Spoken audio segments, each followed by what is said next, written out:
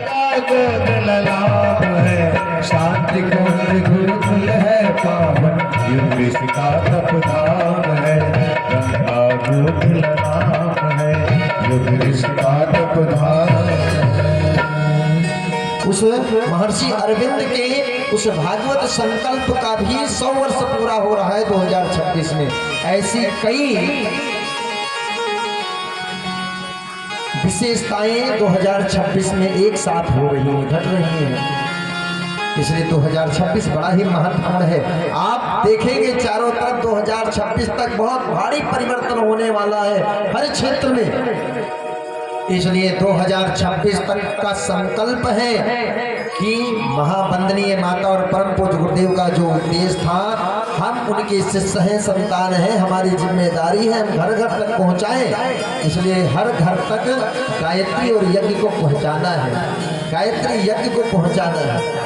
जिसके आधार पर इस मिशन को खड़ा किया परम पूज्य गुरुदेव ने, वो गायत्री और यज्ञ जो हम आज ये परम पूज्य गुरुदेव की देन है। हम सबका सौभाग्य कि ऐसे समय में हम पैदा हुए हैं जो ऐसी अवतारी सत्ता से जुड़ पा रहे हैं, जिन्होंने यज्ञ को सर्वसुलभ कर दिया।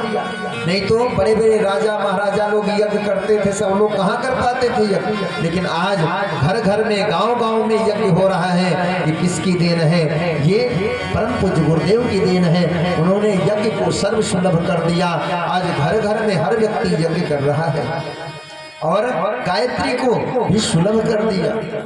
आज जहां लोग कहते थे कि गायत्री मंत्र का जप महिलाएं नहीं कर सकती, ये नहीं कर सकते, वो नहीं कर सकते, कितनी समस्याएं थी, समस्याओं में जकड़ रखा था इस ब्रह्म विद्या को।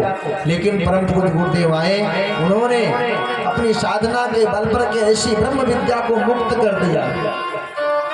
जो चाहे वो जप सकता है, इसका लाभ ले सकता है।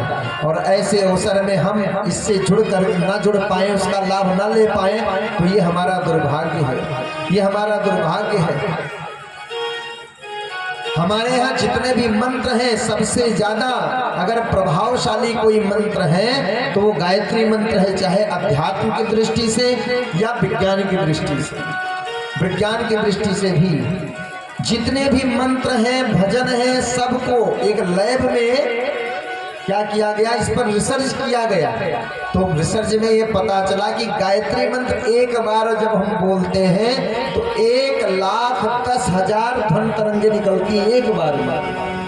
और जितने भी मंत्र हैं, भजन हैं, इतनी तरंगे किसी में नहीं निकलती। सबसे ज्यादा ध्वनि तरंगे किसमें निकलती हैं? गायत्री मंत्र में। 1,10,000 एक बार मंत्र बोलने से। इतना प्रभावशाली मंत्र है ये वैज्ञानिक। और बहुत समय कम है, दीप यज्ञ भी करना है, इसलिए निवेदन किया गया गायत्री यज्ञ के बारे में बताया जाए। तो जितना भी बताया जाए कम है। कोई ऐसे महापुरुष नहीं है, विद्वान नहीं, जिन्होंने गायत्री की विशेषता ना बताई हो। परम पूज्य गुरुदेव गायत्री परिवार आया तो लोग गायत्री के बारे में जानने लगे, लेकिन पहले लोग जानते ही नहीं थे।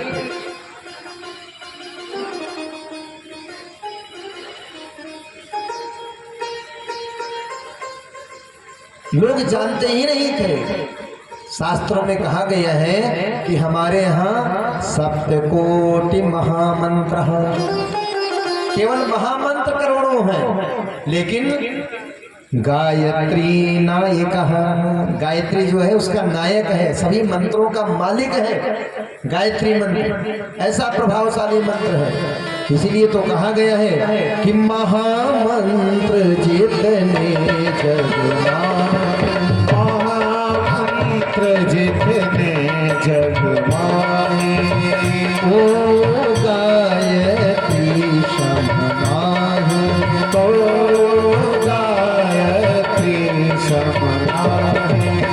महामंत्र जितने जग माहे, महामंत्र जितने जग माहे, ओ गायत्री समाहि, ओ गायत्री समाहि। सप्तकोटि महामंत्र गायत्री नायक।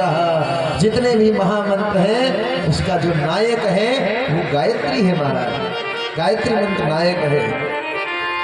और एक बार माता पार्वती जी ने भोले बाबा से पूछा, भोलेनाथ से पूछा कि बाबा ये बताओ आप ये अहर्निश मंत्र का जप करते रहते हैं, किस मंत्र का जप करते रहते हैं? भोले बाबा ने कहा कि हम गायत्री मंत्र का जप करते हैं, और जिस मंत्र का मैं जप करता हूँ ये मंत्र जपने वाले को सिद्धि मिलती है, गारंटी है। भोले बाबा कहते हैं शिव पुराण में कि जपात सिद्धि जपात सिद्धि जपात सिद्धि न संशय। इस मंत्र को जपोगे, देखिए कोई बात अगर 3 बार कह दी जाए तो मानो त्रिवाचा दे दिया। भोले बाबा कहते हैं जपात सिद्धि जपात सिद्धि जपात सिद्धि, जपने से आपका मनोरथ सिद्ध होगा, न संशय है, इस पर संशय मत कीजिए। और जिस मंत्र का मैं जप करता हूँ वो मंत्र बड़ा प्रभावशाली है। अक्षर 24 परम पुनीता, अक्षर 24 परम पुनीता, इनमें बसे शास्त्र श्रुति गीता, इनमें बसे शास्त्र श्रुति गीता, इनमें बसे शास्त्र श्रुति गीता, इनमें बसे शास्त्र श्रुति गीता। अक्षर 24 परम पुनीता, इनमें बसे शास्त्र श्रुति गीता। इन्हीं 24 अक्षरों में सारे शास्त्र, गीता, रामायण सब है। आप कहेंगे कि ये गायत्री परिवार वाले हैं, इसे हवा में बोल दिए। हवा में नहीं बोलते हैं। आप रामायण को उठाइए, रामायण देखिए, रामायण और रामचरितमानस में अंतर है। कितने लोग इस बात को जानते हैं? रामायण किसने लिखी है बताओ आप लोग? हाँ चलिए बजाओ ताली आप लोग इस बिटिया के लिए। महर्षि वाल्मीकि जी ने रामायण लिखी है और रामचरितमानस तुलसी बाबा ने लिखी है। रामचरितमानस तुलसी बाबा ने, रामायण संस्कृत में है और रामचरितमानस हिंदी अवधि में है, कुछ संस्कृत में है थोड़ा बहुत स्तुति बस। तो रामायण जो वाल्मीकि जी ने लिखी है उसमें कितने श्लोक हैं आप लोग जानते हैं? 24,000 श्लोक हैं। रामायण में 24,000 श्लोक हैं। और रामायण का जो पहला श्लोक है उसका पहला अक्षर गायत्री मंत्र का पहला अक्षर है तत्। तत् शब्द से रामायण की शुरुआत किया गया है, लेखनी शुरुआत की। और जब 1000 श्लोक खत्म होते हैं तो गायत्री मंत्र का दूसरा अक्षर आता है। मतलब वाल्मीकि जी ने गायत्री मंत्र के एक अक्षर से 1000 श्लोक लिखा है। ऐसे एक एक अक्षर का अर्थ किया तो 24,000 श्लोक लिखे रामायण में। न विश्वास उठा के कभी देख लीजिएगा, हर 1000 श्लोक के बाद गायत्री मंत्र का एक अक्षर मिलेगा रामायण।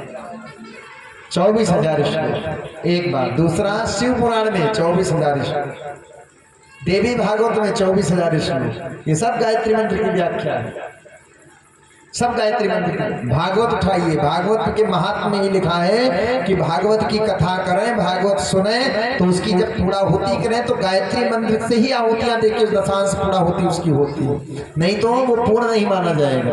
18,000 श्लोक है तो 1800 आहुति गायत्री मंत्र की ही देनी चाहिए तो भागवत सुनने का लाभ मिलेगा। और कई जगह गायत्री मंत्र की महिमा भागवत जी में व्यास जी ने लिखी है। ऐसे कई पुराण हैं जिसमें भागवत जी की गायत्री मंत्र की महिमा गाई गई है। समय कम है, मैं संकेत से बताता हूँ, आप नोट कर लीजिए, ले लीजिएगा। कभी गीता प्रेस में मिलते हैं पुराण, आप देख लीजिएगा, आपको मिल जाएगा। ये सब गायत्री मंत्र के अर्थ हैं, गायत्री मंत्र की व्याख्या की गई है उसमें। तो सारे शास्त्र भरे पड़े हैं इस गायत्री मंत्र में। अब इतना ही नहीं, विद्वानों का तो इतना मानना है कि भगवान विष्णु के 24 अवतार हुए हैं। भगवान विष्णु के 24 अवतार हुए हैं। गायत्री मंत्र में 24 अक्षर, गायत्री मंत्र का जप कर लो तो भगवान विष्णु के 24 अवतारों की पूजा हो जाती है। गायत्री मंत्र को जपो तो भगवान के 24 अवतारों की पूजा हो जाती है। आप राम को जपोगे तो राम की पूजा, कृष्ण जपोगे कृष्ण की पूजा है, नरसिंह भगवान के मंत्र का जप करोगे तो नरसिंह भगवान की पूजा है, ग्रीव का जपोगे तो है ग्रीव। किसका किसका जपोगे? गायत्री मंत्र जपो, 24 अवतारों की पूजा होगी। अब इससे ज्यादा क्या चाहिए? माता पार्वती ने भोले बाबा से पूछा कि केवल आप ही जपते हो या कोई और जपता है इसको? आप तो जो मर्जी हो। तो कहा केवल मैं नहीं जपता हूँ। आदिदेव, आदिदेव कौन कौन है? आदिदेव में ब्रह्मा विष्णु महेश आते हैं। आदिदेव ब्रह्मा विष्णु महेश हम तीनों लोग जपते हैं, और हम तीनों लोगों को ये सृष्टि बनाने, बिगाड़ने और चलाने की जो सामर्थ्य शक्ति मिलती है वो गायत्री मंत्र से मिलती है। सृष्टि का आरंभ ही गायत्री मंत्र से हुआ है। ब्रह्मा जी ने सृष्टि का आरंभ ही गायत्री मंत्र से किया है। तो भगवान शंकर कहते हैं कि देवी ब्रह्मा जी ने को जो सृष्टि बनाने की शक्ति मिलती है वो गायत्री मंत्र से मिलती है। नारायण को चलाने की सामर्थ्य मिलती है वो गायत्री मंत्र से मिलती है, और हमको जो संहारक शक्ति प्राप्त है वो गायत्री मंत्र से ही प्राप्त है। और केवल हमें ही तीनों नहीं, जितने भी देवता हैं, छोटे मोटे भी देवता, अगर वो कुछ करिश्मा दिखा पाते हैं, कर्तव्य दिखा पाते हैं, तो वो गायत्री मंत्र का ही बल है। ब्रह्मा विष्णु रुद्र सूर्यजेते, ब्रह्मा विष्णु रुद्र सूर्यजेते, तुम सो पावय सुर आते, तुम सो पावै सुर ताते। ब्रह्मा विष्णु रुद्र सूर्यजेते, ब्रह्मा विष्णु रुद्र सूर्यजेते, तुम सो पावय सुर आते, तुम सो पावै सुर ताते।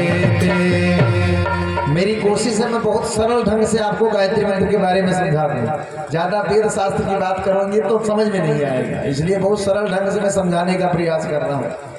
तो ब्रह्मा विष्णु रुद्र जितने भी सुर माने देवता हैं, सब उनका प्रभाव गायत्री मंत्र से है। अब इतना ही नहीं, जो 9 प्रकार की भक्ति बताई गई है, 9धा भक्ति बताई गई है, मैया सबरी को भगवान राम ने बताया 9धा भक्ति के बारे में।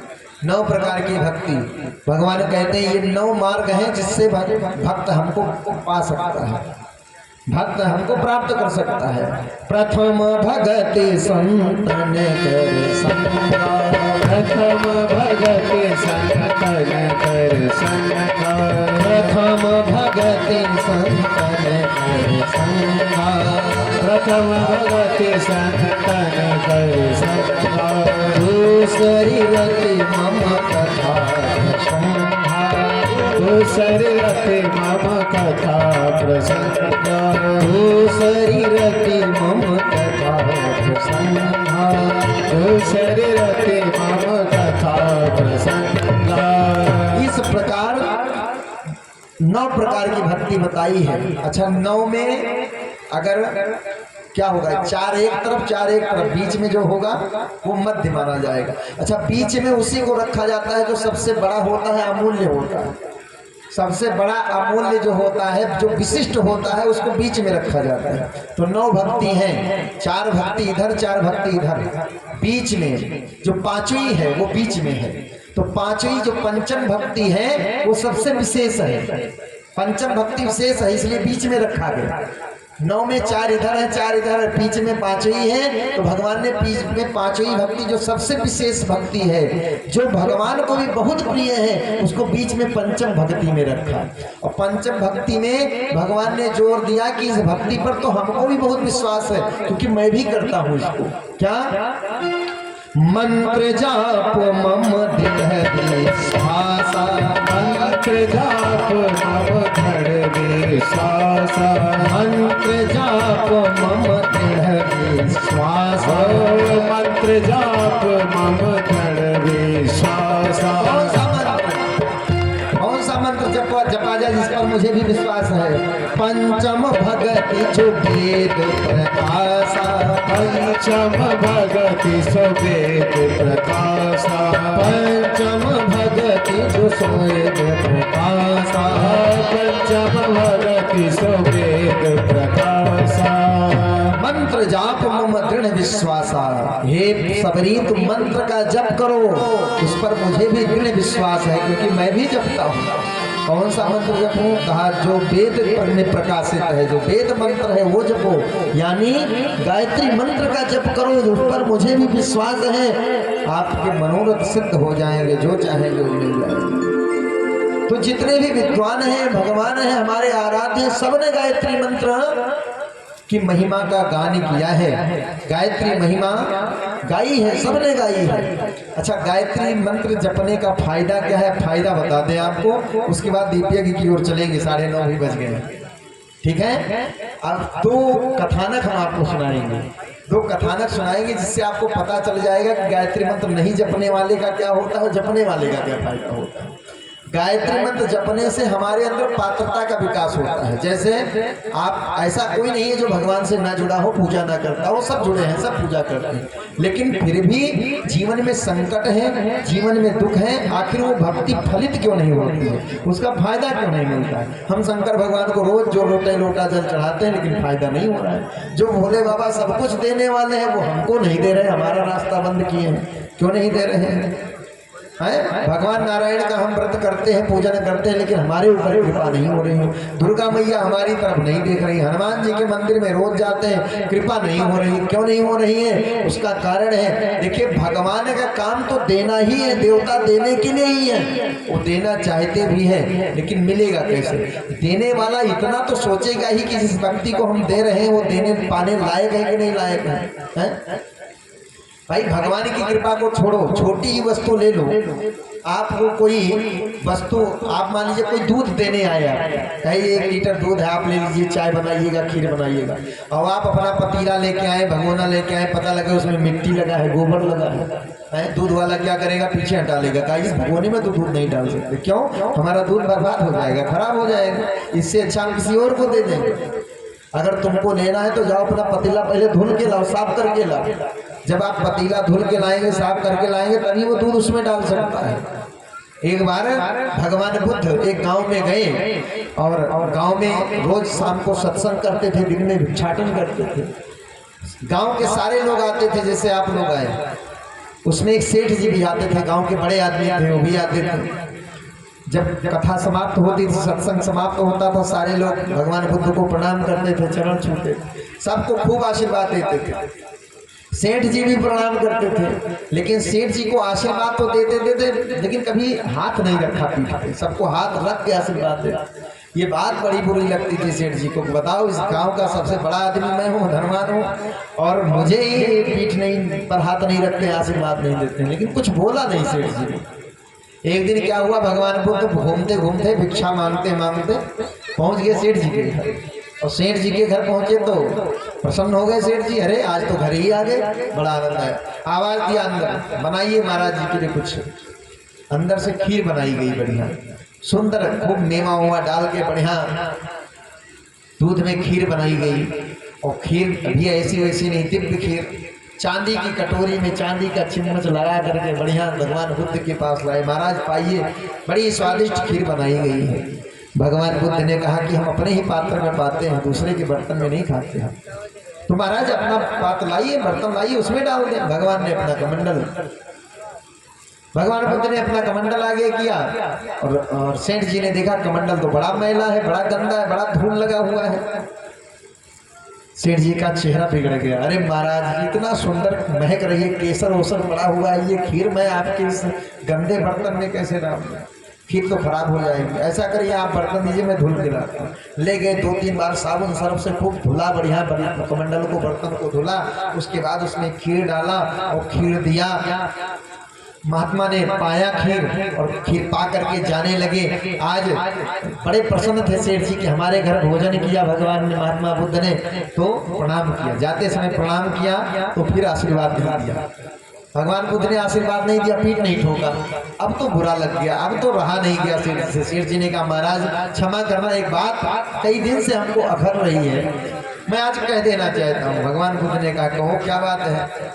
सेठ जी ने कहा मैं कई दिन से देख रहा हूँ महाराज, आप छोटे से छोटे व्यक्ति को, गांव के छोटे से छोटे व्यक्ति को बढ़िया पीठ ठोक के सर पे हाथ रख के आशीर्वाद देते हैं, और मैं गांव का सेठ आदमी है, मुझसे कौन सी ऐसी गलती अपराध हो गया जो मुझे आशीर्वाद नहीं दे रहे, ऐसा दुराव क्यों हमसे। भगवान बुद्ध ने कहा कि सेठ जी ये बताओ, आपकी खीर बड़ी है या हमारा आशीर्वाद बड़ा है। सेठ जी ने कहा खीर और आशीर्वाद में तो कोई समानता नहीं है, खीर जो है वो तुच्छ वस्तु है, अभी अच्छी लग रही है, गरम गरम है, महक रही है, 4 घंटा बाद देखो ठंडी हो जाएगी, स्वाद बदल जाएगा। उतना आनंद नहीं आएगा खीर में। 8 घंटा बाद तो इसका महक भी बदल जाएगा, और अगर दूसरे दिन देखा जाए तो खाने लायक नहीं रह जाएगा। तो खीर तो तुच्छ वस्तु है, बेकार हो जाएगी, खराब हो जाएगी, लेकिन आशीर्वाद तो दिव्य वस्तु है। एक बार मिल जाए तो जीवन क्या जन्म जन्मांतर बदल जाएगा, सुधर जाएगा। इसलिए आशीर्वाद दिव्य वस्तु है और खीर तुच्छ वस्तु है। भगवान बुद्ध ने कहा जब ये खीर तुच्छ वस्तु है जो 4 घंटा बाद खाने लायक नहीं रह जाएगी, खराब हो जाएगी, ऐसी तुच्छ खीर भी तुम गंदे बर्तन में नहीं डाल सकते, तो मैं अपना आशीर्वाद जो दिव्य वस्तु है वो गंदे बर्तन में कैसे डालूंगा। सेठ जी को बोध हो गया, नेत्र सजल हो गए, रोने लगे बेचारे से, चरणों में गिर गए। अब उनका हृदय धुल गया, आशीर्वाद दे दिया महात्मा को। ऐसे देव शक्तियां हमको देना चाहती हैं, सब कुछ जो आप चाहते हैं वो देना चाहती हैं, बस क्या है हमारा पात्र गंदा है। वो देना भी चाहती हैं, हमको मिल नहीं पा रहा है, हमको मिल नहीं, वो देना चाहती हैं, आपको सब कुछ मिलने वाला है। ऐसा कुछ नहीं है जो आपको ना दे सके देव शक्तियां। भगवान सब कुछ देने वाले हैं, आपको देना भी चाहते हैं, लेकिन क्या है कि जब उनकी दृष्टि पड़ती है हमारी पात्रता पर, हमारे बर्तन पर, तो हमारा बर्तन मैला पड़ा है। और आप सब जानते हैं कि भगवान को पसंद क्या है, निर्मल मन जन सो मोहि पावा, मोहि कपट छल छिद्र न भावा, मन क्रम वचन छाड़ी चतुराई, भजत कृपा करी है रघुराई। भगवान को तो ये जो बर्तन है, जो हमारा मन है, हृदय है, ये तो पवित्र हो जाए, निर्मल हो जाए तो भगवान की कृपा मिल सकती है। लेकिन वो निर्मल कैसे होगा, वो साफ कैसे होगा, तो गायत्री मंत्र का काम यही है।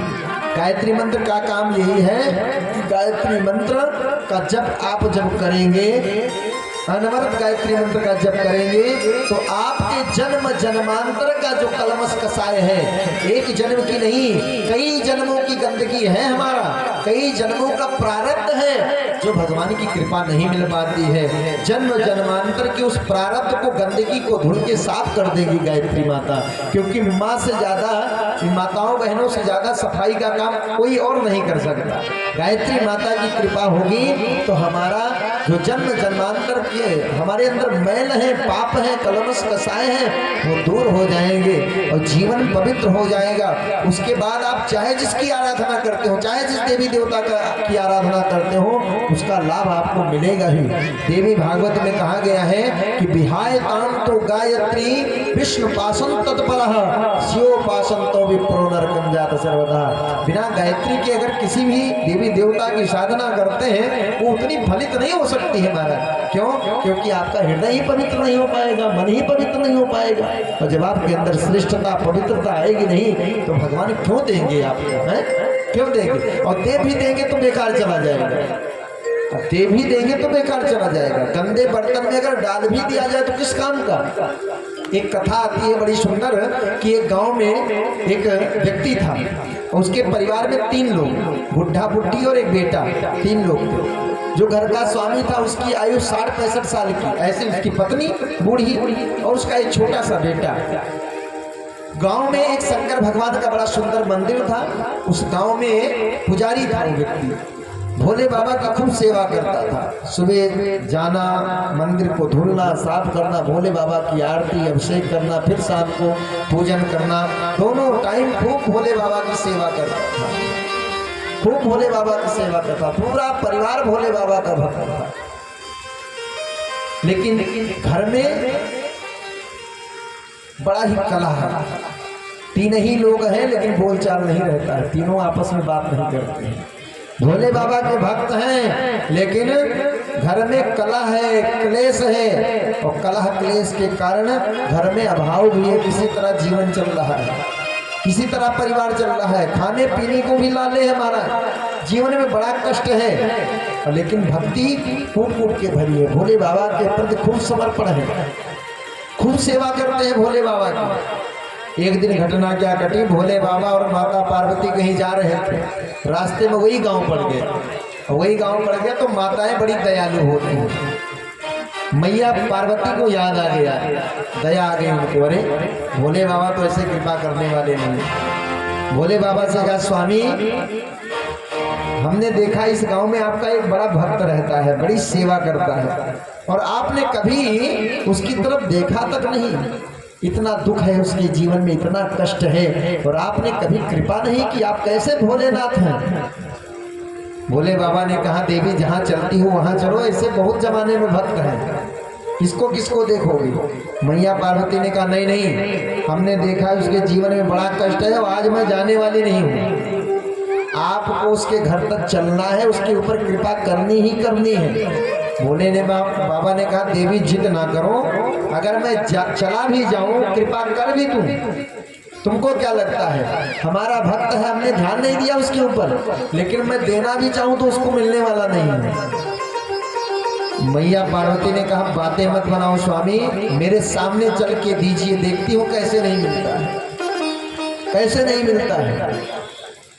भोले बाबा माता पार्वती, सुबह का समय है, उस परिवार के उस घर के दरवाजे पर पहुंचे, दरवाजे पर दस्तक दिया। पति अभी मंदिर से आया है, पूजा करके भोजन करने जा रहा है, थाली सामने आई है। इतने में आवाज आ गई, पत्नी दौड़ के गई, दरवाजा खोला तो क्या देखा, साक्षात भोले बाबा मैया पार्वती पधारे हैं।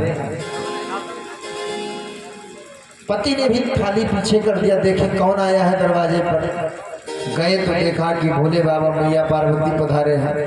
बेटा भी कहीं खेल रहा था, वह भी दौड़ के आ गया, तीनों आ गए। तीनों ने खूब भगवान की अर्चना वंदना की। भोले बाबा ने कहा, ऐसा करो, मैं बहुत प्रसन्न हूँ, जो चाहो वरदान मांग लो, आज तुम्हारी भक्ति फलित हुई, जो चाहो मांगो। और जैसे भोले बाबा ने कहा जो चाहो वरदान मांग लो, तीनों झगड़ा करने लगे, तीनों लड़ने लगे। अभी ठीक ठीक थे और तीनों लड़ने लगे। भोले बाबा आश्चर्यचकित रह गए, अरे हमने तो कहा है वरदान मांग लो, ये तीनों लड़ रहे हैं। भोले बाबा ने शांत कराया, आखिर लड़ क्यों रहे हो तीनों लोग? तो लड़ाई इसलिए हो रही थी, घर का जो मालिक था, पति देव जो थे, वो कह रहे थे वरदान मैं लूंगा, मुझे जरूरत है, मुझे घर चलाना है। पत्नी ने कहा कि घर की सबसे ज्यादा जिम्मेदारी महिलाओं की होती है, इसलिए मुझे वरदान चाहिए। और बेटे ने कहा कि तुम दोनों लेके क्या करोगे, तुम्हारा तो एक पैर कब्र में है, एक पैर कब मर जाओगे कोई पता नहीं, जीवन भी मिल चुका है, अब लेके क्या करोगे, जिंदगी तो हमारी पड़ी है, हमको चाहिए। तीनों लड़ रहे थे। भोले बाबा ने कहा क्या करें हम? भोलेनाथ ने कहा चलो कोई बात नहीं, झगड़ा बंद करो, तीनों को एक एक मिलेगा। अब तीनों को मिलेगा एक एक, जहाँ एक वरदान देने आए थे वहाँ तीनों को मिल जाएगा एक एक। फिर तीनों लड़ने लगे। भोले बाबा ने कहा अब काहे लड़ रहे हो, तीनों को एक एक मिलेगा। तो लड़ाई इसलिए हो रहा था, पतिदेव कह रहे थे घर का मैं बड़ा हूँ, मालिक हूँ, पहले मैं लूंगा। पत्नी ने कहा पहले मैं लूंगा, बेटे ने कहा पहले मैं लूंगा। भोले बाबा ने कहा तुम कैसे निर्धारित करोगे पहले कौन लेगा, देने वाला तो मैं हूँ, देने वाला मैं हूँ, मैं जिसको चाहूंगा पहले दूंगा। तो महाराज किसको पहले मिलेगा? कहा हमारा नियम है, हमारे यहाँ की पद्धति है कि सीता तब राम, नारियों का स्थान आगे है, आप लोगों का स्थान आगे है, चाहे बात करने में चाहे कथा सुनने में, आपका स्थान आगे है। तो इसलिए पहले इन्हीं को मिलेगा। अब क्या करें, देने वाले ने ही मना कर दिया तो अब कुछ नहीं कर सकते। लेकिन देवी जी प्रसन्न हो गई, जैसे भोले बाबा ने कहा कि पहले देवी जी को मिलेगा, देवी जी प्रसन्न हो गई। और देवी जी प्रसन्न हो गई तो देवी जी आई, भोले बाबा के सामने हाथ जोड़ करके कहा महाराज आप मुझे वरदान देना चाहते हैं तो मुझे 16 साल की सुंदर कन्या बना दीजिए। उम्र कितनी है? 60 साल की उम्र, 60 साल की है। अंदर में जो काम वासना थी, जो गंदगी थी, वो बाहर आ गई महाराज। बर्तन गंदा था, आप गंदे बर्तन में कोई वस्तु डालिए तो नीचे वाली वस्तु सबसे पहले ऊपर आ जाएगी, गंदगी ऊपर आ जाएगी। उसमें गोबर हो, गंदगी हो, धूल भरी हो, आप धूल डाल दीजिए, फट से ऊपर दिखने लगेगा, वो गंदगी ऊपर दिखने लगेगी। तो जैसे ही उस देवी को मांगने का अवसर मिला तो फट से गंदगी बाहर आ गई। अब जो अंदर था वही तो बाहर आएगा, अंदर काम वासना भरी थी वो बाहर आ गई। उसने भोले बाबा से कहा हे प्रभु मुझे 16 साल की सुंदर कन्या बना दीजिए। 16 साल की सुंदर कन्या बना दीजिए। आज भी ये व्यवस्था है, 60 वाले 16 के बन सकते हैं, आज भी व्यवस्था है। कहाँ? ब्यूटी पार्लर में 60 वाले जाए, 16 वाले बाहर निकले। बोलिए आनंद कंद भगवान की। तो 60 साल की उम्र है, कहाँ 16 साल की कन्या बना दिए। भोले बाबा को तो देना है। भोले बाबा ने कहा तथास्तु। 60 साल की बुढ़िया बन गई 16 साल की गुड़िया। 60 साल की बुढ़िया बन गई 16 साल की गुड़िया। अब तो आनंद ही आनंद है। लेकिन जैसे 60 साल की बुढ़िया बनी 16 साल की गुड़िया, तो जो 60 साल का बुढ़ा था वो बोड़ा गया, दिमाग खराब हो गया। अरे बाबा, आप वरदान देने आए हैं कि घर बर्बाद करने आए हैं? 60 साल की थी तब तो मेरी बात ही नहीं सुनती थी, मेरा काम ही नहीं करती थी। अब तो 16 साल की हो गई है, साथे नहीं रहेगी, अब तो घर छोड़ के चली जाएगी। उसके अंदर जो क्रोध था, उसके अंदर पत्नी के अंदर काम था, बाहर आ गया। पति के अंदर क्रोध था, ये भी एक दुर्गुण है, ये भी गंदगी है, बाहर आ गया। और जब क्रोध आता है तो मति भ्रष्ट हो जाती है। गीता में भगवान कृष्ण अर्जुन से कहते हैं कि क्रोधादि भवति सम्मोहा, सम्मोहात् स्मृति विभ्रमः, स्मृति भ्रंशात् बुद्धिनाशो, बुद्धिनाशात् परीक्षति। जिस व्यक्ति के सर पर क्रोध आता है, क्रोधादि भवत सम्मोहा, क्रोध अपने बस में कर लेता है, सम्मोहित कर लेता है। और जब क्रोध सम्मोहित कर लेता है तो उसकी स्मृति समाप्त हो जाती है, उसके सोचने समझने की शक्ति समाप्त हो जाती है, सोच नहीं पाता है। जो नहीं कहना चाहिए कहने लगता है, जो नहीं करना चाहिए करने लगता है। और स्मृति भ्रंशात् बुद्धिनाशो, जिसकी याददाश्त ही चली जाए, सोचने समझने की शक्ति चली जाए, उसके तो बुद्धि का ही नाश हो जाता है। और आप जानते हैं कि मनुष्य जीवन में बुद्धि का ही सारा खेल है। बुद्धि फेल हो जाए और कितना भी सुंदर हो, आप क्या करेंगे? सड़क के किनारे पत्थर बीनते हुए मिलेंगे अगर बुद्धि फेल हो जाए, लोग पागल कहेंगे। इसलिए बुद्धि का ही सारा खेल है। तो बुद्धि का नाश हो जाए तो समझ लो जीवन का नाश हो जाता है। इसलिए क्रोध बड़ी बुरी चीज है। क्रोध आ गया उसको, क्रोध में झुलझुलाते हुए कहा कि बाबा, अगर आप कुछ देना ही चाहते हैं तो इस सुअरिया को सुअरिया बना दीजिए। इसको जो 16 साल की कन्या बन के खड़ी है, उसी को, इस सुअरिया को सुअरिया बना दीजिए। भोले बाबा ने कहा तथास्तु। अब जो 16 साल की गुड़िया कन्या बन के खड़ी थी वो सुअरिया बन गई। और सुअरिया क्या करती है? उसका काम क्या है? इधर उधर मुंह मारती है, गंदा मैला चाटती है। अब वो काम करने लगी, और वो काम करने के लिए तो नंबर तीसरे का आया, बेटा बचा। बेटा दौड़ के आया, भोले बाबा के पैर को पकड़ लिया। महाराज, आपने तो मुझे अनाथ कर दिया। क्यों, क्या हो गया? कहा मेरी माँ थी, बढ़िया सुंदर, मुझे प्रेम करती थी, भोजन कराती थी, नहलाती थी, खिलाती थी, सब। अब कौन करेगा? हैं? आपने तो मुझे अनाथ कर दिया, बेकार कर दिया, मैं तो बर्बाद हो गया। भोले बाबा ने कहा चिंता काहे करते हो, तुमको भी एक अवसर है, मांग लो वरदान। उसने कहा कोई वरदान अगर नहीं चाहिए तो आप देना ही चाहते हैं। उसके अंदर का क्या मोह जाग गया, उसके अंदर का मोह जागा। उसने कहा बस मुझे माँ वापस कर दीजिए। भोले बाबा ने कहा तथास्तु। फिर 60 साल की बुढ़िया खड़ी हो गई। ज्यों की तो 60 साल की बुढ़िया खड़ी हो गई। भगवान ने 3 वरदान दिया। मिला क्या? कुछ मिला? जहां थे वहीं, जहां से चले थे वहीं खड़े रह गए। 3 वरदान मिला भोलेनाथ ने दिया, लेकिन कुछ नहीं मिल पाया। क्यों? क्योंकि पात्रता नहीं थी, बर्तन साफ नहीं था, दिया भी तो बेकार हो गया। भोले बाबा ने दिया लेकिन मिला कुछ नहीं, बेकार हो गया सब। इसलिए पात्रता का खेल है। हमारे जैसी पात्र होगी वैसा ईश्वरीय अनुदान हमको मिलेगा। हमारी पात्रता जैसी होगी वैसा अनुदान मिलेगा। बगल वाले को देखिए, सब कुछ मिलता चला जाता है, हमको नहीं मिलता है। क्यों? हमारी पात्रता नहीं है उतनी। पात्रता का विकास होगा कब? जब गायत्री मंत्र से जुड़ेंगे, आप गायत्री मंत्र का जप करेंगे। अब एक दूसरी कथा सुन लीजिए, जिसके जीवन में गायत्री मंत्र है उसको क्या लाभ मिलता है।